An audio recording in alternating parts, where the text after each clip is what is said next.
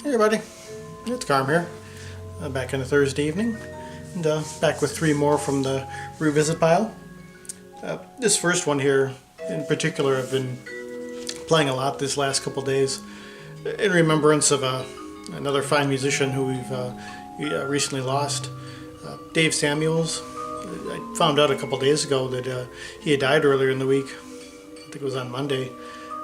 Gary had done a video kind of in tribute to him. I was quite surprised. He was only 70, and he's probably best known for playing with Spyro Gyra. My own introduction to him was I think their Stories with Words album from I was gifted the tape back in 1990. I think that one's from the mid '80s, and I don't think I'd really heard much of vibraphone and marimba at that point, so it introduced me to a lot of different things, genre-wise and with the instrument. But he played in so many different contexts and groupings, and even on ECM on and off for a number of years. And started off early on with this group, Double Image, which also had another fine vibes and marimba player, Dave Friedman. And I think they only did a couple albums together as a quartet, which they have here. Harvey Schwartz on bass, and another late lamented artist, Mike DePasqua on drums.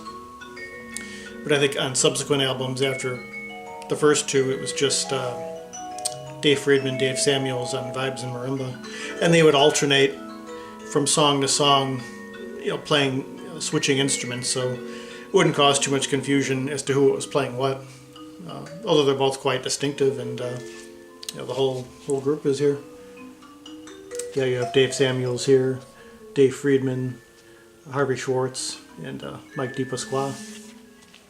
And on here, it's just a wonderful interplay. If you ever heard them before in context with other groups, it seems like they bring everything that they do well in maybe like a virtuosic sense, or the diversity of their playing they really bring to this group, each of them individually. Really nice balance between, the composition, improvisation. You can kind of tell what each is doing, very individually, but it's a very harmonious group. And, anything I'd heard from them afterwards, you've got, it swings really nicely, in terms of more traditional jazz improvisation. But there's also kind of a chamber, something of a classical feel at times. But they also play in between that and go in other areas, playing more funky, even dare I say, even rocking out a bit at times. But really finding a nice balance between all these things. Mike DePasqua in particular on drums. I hear him play so many different styles on this album, which I don't think I'd heard in other individual albums and other collaborations. But yeah, Dave plays a lot of vibes in particular on this album, and he in particular really swings, and just a great great sense of everything on the instrument, and he'll definitely be sorely missed. Just another wonderful artist here. But I would definitely recommend, if you're interested in this grouping and hearing a good deal of vibes and marimba in one spot, it's a good group to start with. And I believe this is their first album, so it's a good place to check it out as any. Very very much recommended. Double Image. So rip, rest in peace, Dave Samuels. Next up here, something a little different, and I think actually all three of these are albums I found within the last year or two. And this is another one, well, the previous one too, but this is another one I found at Record Wonderland, one of the excursions with Chris. And here it's Larry Goss and Cheryl Jones-Rogers, A Serenade for Spring. They both play synthesized keyboards. Absolutely gorgeous keyboard synthesizer duets. You could definitely hear it's the kind of the sounds of the time. It was from 1987. but done in a very lyrical and tasteful way. I feel just some acoustic piano on here too, blended in really nicely. On the surface, I think I'd never heard the word treacly before I heard. I think Chris had mentioned it, used it in one of his videos, and on the surface you could say some of it is a little bit treacly, the melodies, but when the harmonies come in and some of the other voicings, it kind of counterbalances it and adds a little bit of a mystique to it, or a little bit of mystery, which keeps it from getting too syrupy or saccharine or treacly. Very beautiful though. It very much conjures up imagery of the season. You could imagine, wide, expansive fields and just kind of, well, almost like the cover, kind of whirling through the fields. But it really is like a celebration of, I guess, renewal and regrowth, this time of year. Very bright and sunny, very romantic, even in the classical sense in some ways, but also in terms of, you could imagine it being a soundtrack to, to lovers, finding each other after being apart for a while. Even like you see like the old scenes on the beach or something where they're running towards each other in slow motion and they finally embrace and twirl around together. It kind of has that, a lot of it has that feel to it, but also there's a great deal of substance to it. It's not just kind of mere romanticism, I guess you could say. And really nice playing from both. It's on the Sha Lava label, which I believe is one of many from the time, which is no longer around. I think they just did maybe a couple handful of albums, and then that was it. I think Larry Goss was a producer, maybe possibly ran the label, or had something to do, maybe a little, something to do with running it. But yeah, each of the songs are very, they have a really nice stamp to them. The title cut is really distinctive, that it starts out very classical, almost Baroque in a way. If it had gone on too much longer, the way the intro came in, it maybe would have sounded like a bit of a pastiche. Or I think on one of the other cuts there's kind of a harpsichordish timbre to it, and it doesn't go too far to where it sounds, it's more subtle, and it just adds serves as a nice intro to the overall piece. So it's very subtly classical without, going too much in that area. Although at the very end, though, they do cover a piece by Scarlatti, Evensong, variations from Scarlatti Sonata Number 38. This piece, AM, uses drum machine in a way that it'd be nice to hear drum machine used if they're going to use it, where it's just a bass drum and a hi-hat going along with what sounds like an early sampled saxophone, which I hadn't heard too much of probably since the time, and it's done very, I'd say tastefully and effectively here, without sounding, again too sugary. But just overall a really beautiful album.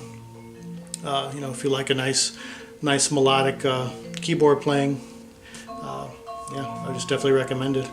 But if you want something more hard-edged or challenging, this might be something not to avoid, but you have to be in the right frame of mind for it. But I don't know, I personally could listen to this just about any time.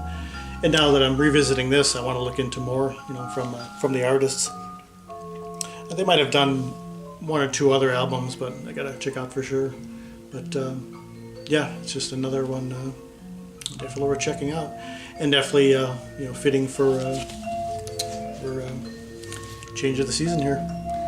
Now, upon looking at these two, this next one here, this might be the most widely divergent batch I think that I've ever showed at once. Probably couldn't get a further contrast from that one to this one. This is a cluster Zwei Austurae. I'm not quite sure how to pronounce that, but I believe this is Cluster's second album from recorded in 1970, back when Cluster was it was K rather than Cluster with a C.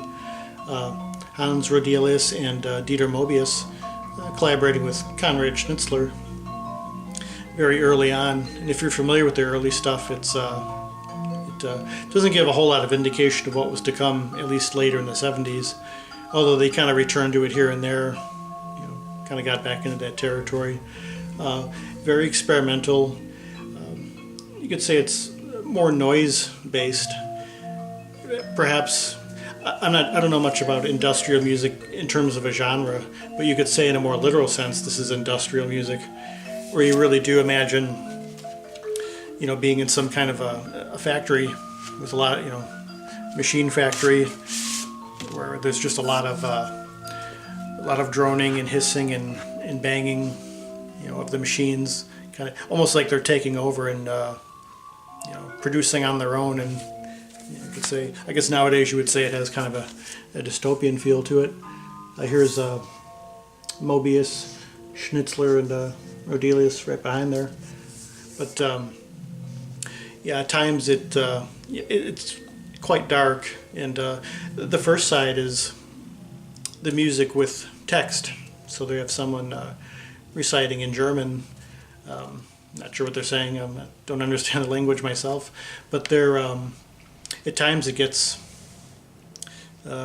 quite emphatic and even strident at times. So you're not, you kind of wonder about that. But and along with the music, it does sound like it is. It's definitely making a strong statement about the time. I know in some sense they were, rebelling against, really trying to find an alternative to traditional song structures. Even, aside from avant-garde music, which was using those structures to a degree and kind of subverting them or perverting them, they were just taking it in a whole, it was really exploration of sound, but in a harsher and more aggressive manner. It's definitely, it's a industrial music in the more literal sense. And now the second side, it doesn't have the voice. It's just it sounds like the music's being done mostly on electric guitar, some percussion, and maybe some processed electronics or processed acoustic instruments, kind of electronically processing them, possibly cello and flute. But again, done in a very, no melody, harmony, or little snippets of rhythm here and there, but not much you can tap your foot to, It's almost like they intentionally break up anytime it gets into, too conventional of a territory. If it sort of sounds like it's gonna get there a little too relaxed, it just goes, someone kind of throws a monkey wrench into the deal, and it changes pretty quick. But also other times it's, it just has kind of a consistent, steady state, kind of dark drone, with a lot of little interruptions in there. It's really a fascinating listen after quite some years. I've had the CD that was reissued back in the mid-90s for a long time, and hadn't heard it in a while. They did another one too, Klopschingen, I think it was, which I have that one too, but I hadn't listened to any of them in years, and it's it definitely need to be in the right frame of mind. Definitely very late night, even dead of night music, just maybe with all the lights out and maybe a candle, kind of a ritualistic feel. But definitely recommend it if you like, kind of the darker side of, for lack of a better word, abstract noise. But it's just, it's fascinating stuff. So yeah, I'll have to get around to checking out, revisiting the other one too. And in the background, some of you may recognize this. It's another double image. This is a later one where Dave Samuels and Dave Friedman were just playing as a duo, which I think they did for several albums, right up until they might even went into the 2000s. This was from '86 on Celestial Harmonies in Lands I Never Saw. Beautiful album here. Just another little tribute to Dave. So yeah, just wanted to come on with these and once again do a little tribute to Dave Samuels, and yeah, just continuing to spin a lot of different things. Maybe at some point I'll come on with I'll show some. I was mentioning some CDs that I'd found at the thrift that were seemed a little unusual that I don't normally find there. Maybe I'll do that one soon and get back to the vinyl. But, I hope we're all well, and spring is continuing to progress in your area. And well, till the next one, peace, love, and joy.